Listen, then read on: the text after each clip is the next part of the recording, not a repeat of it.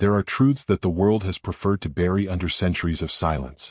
Truths so searing that they could have changed humanity's view of itself.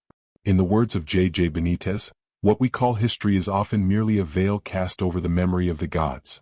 And perhaps, among these erased memories, lies that of a people who were once bearers of a forgotten light.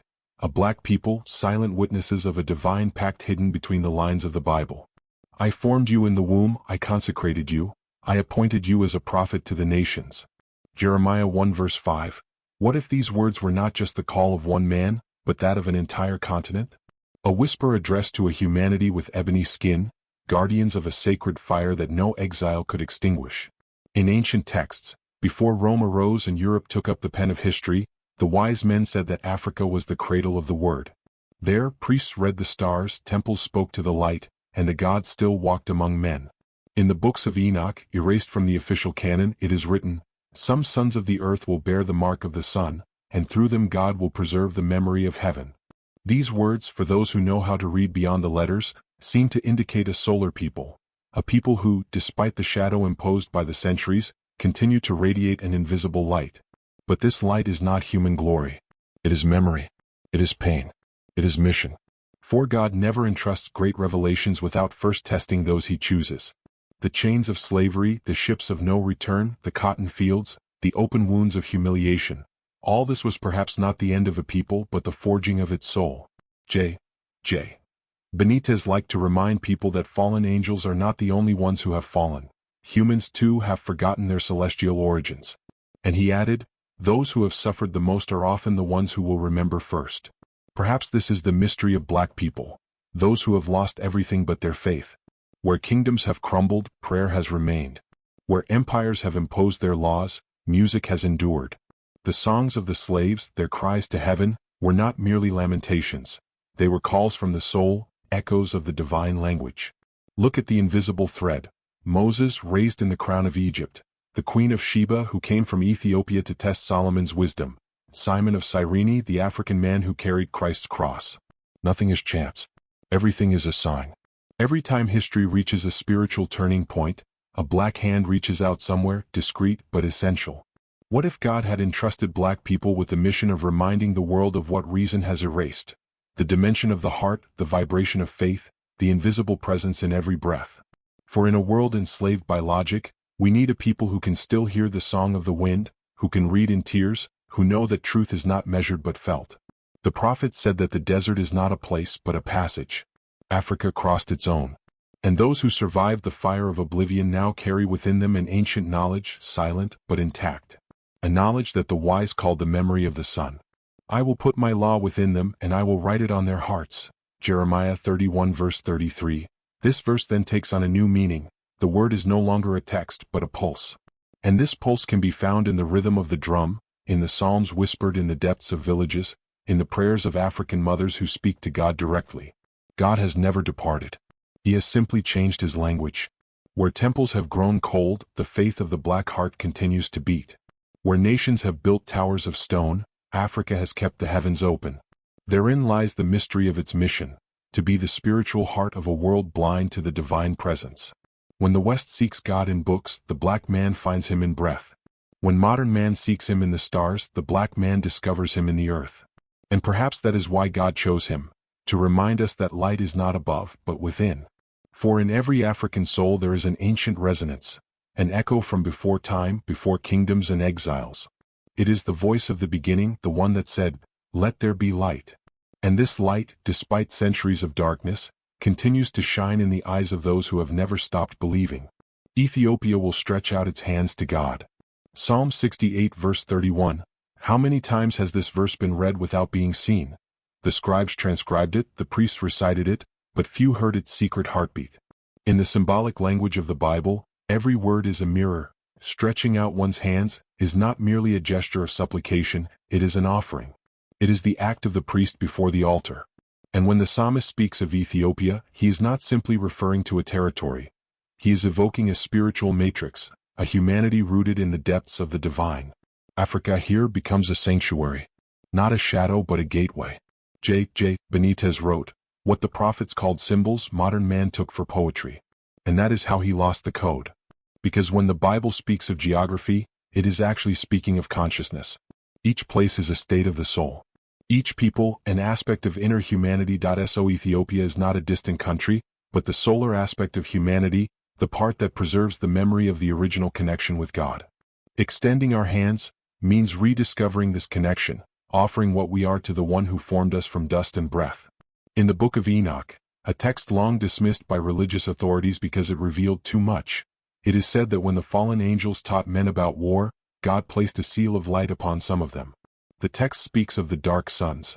Their skin was like fertile earth after the rain, and through them the Most High preserved the wisdom of heaven. This passage, omitted from official translations, resonates like a key. These obscure sons are not outcasts but guardians. Their obscurity is not darkness, it is a protective cloak, a necessary veil to shelter the flame. For the divine fire burns without consuming only if it is sheltered in humility. In ancient Hebrew traditions, Ham, son of Noah, was long misinterpreted. The West saw in him the root of a curse. Yet, the original text makes no mention of this. Ham represents earthly vitality, the creative force of life. It is through his descendants that the divine breath took root in matter, that spirituality took form. This was not a punishment but a mission, to embody the memory of heaven at the heart of the physical world. What if black people were not those relegated to the shadows, but those who agreed to descend into the depths to remind others of the path back? For where the spirit is lost in matter, there must be souls capable of still hearing the whisper of breath. African songs, tribal dances, and prayers under the stars are not simply cultural traditions. They are coded transmissions. Every rhythm, every gesture, every vibration conveys a cosmic memory. In the sound of the drum lies the beat of the first breath, the one that gave life to humankind. In ceremonies, in invocations, in trances, we rediscover the memory of that original communion. This is not magic. It is memory. Benítez said it correctly: where the church saw superstition, there may have been spiritual knowledge. The science of frequencies, breath, and elements. An intuitive knowledge that African priests kept before religion confined the divine within dogmas. The hieroglyphs of Nubia, the temples of Aksum, the totems of Benin, the songs of African American slaves, all tell the same story in different forms, that of a people in communication with the invisible. Anthropologists have mistaken them for myths. But for those who see with their hearts, they are fragments of a forgotten celestial language. A language not spoken with the mouth but with the breath. A language that connects humanity to the Creator without intermediary. What if this language had never disappeared? What if it still beat in the drums of the Congo, in the psalms whispered in the churches of Ghana, in the sighs of gospel singers, in the silent tears of African mothers praying for their children? This is not a naive faith. It is the vibrant memory of the pact. For what God writes in Scripture, He repeats in the flesh of peoples. And what He engraves in holy texts, He also sculpts in faces and cultures in the rhythms of the world. Thus, every time Africa prays, the whole world remembers. The sign is there, in the Scriptures as in the dust of the villages. Ethiopia will stretch out its hands to God, not like a slave but like a priest offering his life on the altar of the world. And perhaps this humble and silent gesture is a reminder of the beginning, the moment when man for the first time raised his eyes to heaven and said without words, "Here I am." The Bible is a multifaceted mirror. What the eyes read is only the surface of an ocean. The words are doors, the verses, labyrinths. Each symbol, each metaphor, each color is a wave that speaks to the soul more than to reason. That is why J.J. Benítez said, "God hides nothing. It is man who has forgotten how to see." The sacred text is not mute. It still speaks, but in a forgotten language, that of symbol. When it is written, "His hair was like white wool," Revelation 1 verse 14, it is not a mere physical detail. It is coded language. The Christ who appears to John is not the idealized portrait of Western art. He is a vibration, a figure rooted in the land of origins like the black man, a living symbol of warmth, of light condensed in flesh. The Church Fathers wanted to spiritualize it, but the earth itself has kept the carnal memory of this vision. A Christ of the sun, whose skin and wool recall the proximity to the primal fire. For fire, in the Bible, is not destruction but presence. God is a consuming fire, Deuteronomy 4 verse 24. He consumes illusions, He purifies what He touches, He transforms lead into gold. And black people, shaped in the lands of fire, bear this symbol in their very skin. Skin capable of inhabiting the light without being burned by it. Blackness, therefore, is not the absence of light. It is its very essence. As ancient spiritual science says, everything springs from darkness. Before creation there was night. Before speech, silence. Before form, fertile darkness. In Genesis, light is not born from emptiness but from depth. It is in the shadows that God says, "Let there be light." This primal darkness, this cosmic matrix, is the symbol of divine mystery, of the womb of creation. And it is within this vibration that the black people find their place, guardians of the memory of the sacred night, the one that precedes every dawn. The desert, the heat, the fire, the earth. All these biblical symbols converge on the same truth. Revelation is born in resistance. Black skin, an earthly symbol of tamed fire, embodies the capacity to survive hardship, to maintain faith where everything collapses. For to live under the sun is to learn to dialogue with it, to understand its power without losing oneself in it. Moses entered the dark cloud to meet God, Exodus 20 verse 21. This phrase, which few ponder, contains an immense mystery. God does not reveal himself in the light, but in the depths of shadow. One must enter the night to see the light. And this night is not evil, it is the place of gestation, the sanctuary where the word takes form before being revealed. Thus, the color black becomes the very symbol of creation in the making, of the promise contained in the silence before birth. The modern world, blinded by superficiality, has reversed the symbols. What God had designated as a sign of spiritual power became, in the eyes of men, a mark of shame. What the Bible calls a blessing, history has called a curse. But times are changing. The veils are being torn away. What was thought to be buried is coming back to light, not to make demands but to reveal. Africa is not the night of the world, it is its coming dawn. Where the sun rises each day, consciousness is also reborn. The symbol of black will become what it once was, not shadow but the matrix of the divine. For there is no light without darkness to receive it, no revelation without mystery to bring it forth. The black people, bearers of fire and breath, are those who have crossed the night without forgetting the promise of the day. Each scar, each prayer, each song is a living hieroglyph, an embodied symbol, a message the world has failed to decipher. But symbols always return to those who still know how to dream.